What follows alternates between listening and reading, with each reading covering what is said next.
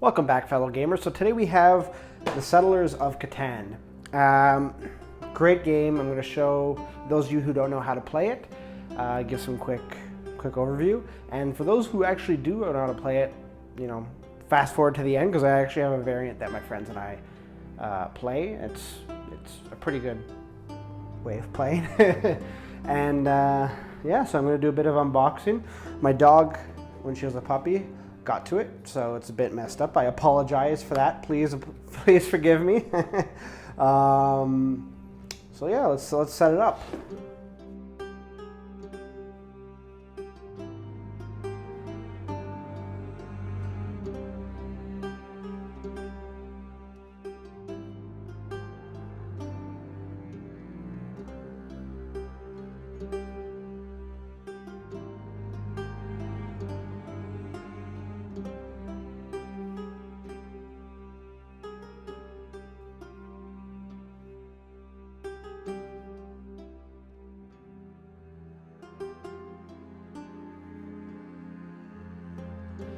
All right, now that the game's set up and zoomed out a bit so you guys can see more of the board, the point of the game is to be the first player to reach 10 victory points. You get victory points by building certain structures, and you could also get them from the pile here, and there are cards that have victory points, and then you'd keep those hidden. Additionally, if you complete certain objectives, you'll get one of these two cards. So if you have the largest army, or if you build the largest road, that's an additional 2 victory points for each of these cards. You get knights to build the large army from here, and roads are built, from resources. You do have a guide on what to build and how many victory points. So if you want a development card, which gives you, miscellaneous bonuses, knights, victory points, you would pay a sheep, a wheat, and a rock. If you wanted a city, you'd first have to have a settlement, but you'd pay 2 wheat and 3 rock. If you want a settlement, you have a brick, wood, wheat, and sheep. Road, which doesn't provide any victory points, would cost you a brick and a wood. So you take turns. At the start of the game, you take turns in clockwise fashion on placing a settlement with a road attached to it on the vertices, so where the tiles connect.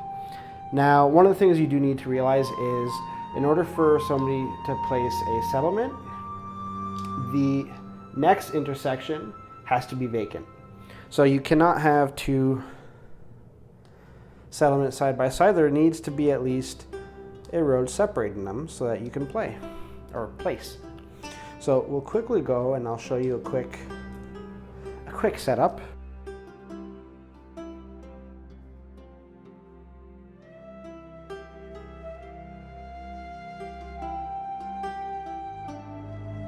And here, once the players have gone clockwise, we'd go counter clockwise.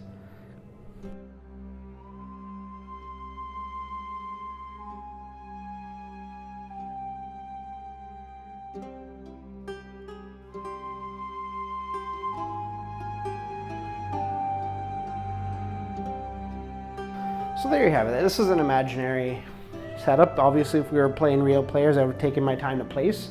But this is essentially what the board would look like after you have placed, or after everybody has placed their settlements. You then go ahead and take a resource card for the settlements that you placed on the last go around on the way back. So I didn't keep track of this. But you'd grab these resource cards. So for every brick that you were on, you would grab one of these. Same for wheat, same for wood, rock, and of course, the ever so beautiful sheep. Oh yes. Now here's where my variant comes into play. I know I said I was going to say that at the end, but I guess I'll give it to you guys now. What we do as a play group is, for each of the settlements that we place, we take a resource for it at the start of the game. So that would mean that the first house and the second house, we call them houses, but they're settlements. The first settlement and the second settlement that we place, we grab the cards for that. So you would end up with a hand of 6 or less cards, depending if you place on the water, like blue has done here. What that allows players to do is that there's a quick jump in the game. It means that players can get off to a quicker start, and it's more uniform. When you have just, a few cards in hand, it makes it a lot harder to start the game. It shaves about 15 minutes off the game time, and to be honest, we all like it.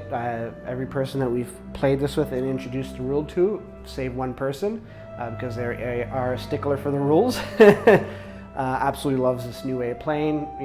You get the exact same enjoyment and less of the frustration from really starting off if you have a really bad start to the game. So, with that said, how do we get resources? So, forgot this guy. This guy is the robber. And he goes here on the desert. As you notice, there's no number on the desert. So what happens here is the first player rolls a dice. When he rolls a dice, the outcome is 9. So each player who has a settlement on 9, and there should be 2 of them, picks up the resource for that location. In this case, red has 2 wood, so he would take 2 wood. Orange has a wood, so he would take a wood. Blue and white have sheep, so they would take 1 each. Then the active player decides to play or pass. They play by turning in their resource cards for something that's here. So if they wanted to build a road, and they can build as many things as they want as long as they have the resources to do it. They can also make trades with other players. It does not have to be a 1-for-1 trade. It could be 3 wheat for a sheep and a wood. It cannot be for future considerations. And a rule that we've interpreted is that only the active player may trade with another player. So 2 other people cannot trade. You can also buy, as you saw on the sheet, the building costs, you can buy a settlement card. However, settlement cards cannot be used the turn that they are purchased. To use a settlement card, you keep it face down. The next turn you can use and flip it over. You can only use 1 settlement card per turn. If you were to have a victory point, you would keep that face down until you reach the 10 victory points, and then you flip it up and say that declare yourself the winner. And that's it. The game goes around in circles, with each player taking turns to roll the dice and collect resources and build their settlements. You can also trade resources at the ship ports that are here. It's 2 of any 1 resource for 1 rock in this case, or 3 of any resource. Oh, you can't see that one. 3 of any resource for 1 of any resource. And there you have it. That's essentially what the Settlers of Catan is. It's a great game. I hope this was helpful as a quick jumping off point. And there you have it. I would love to hear your feedback. If you have any other house rules that you might play that I would love to try out, please let me know. I love house rules, so getting your input would be great. And that's all we have for today, guys and girls. See you next time, and good gaming.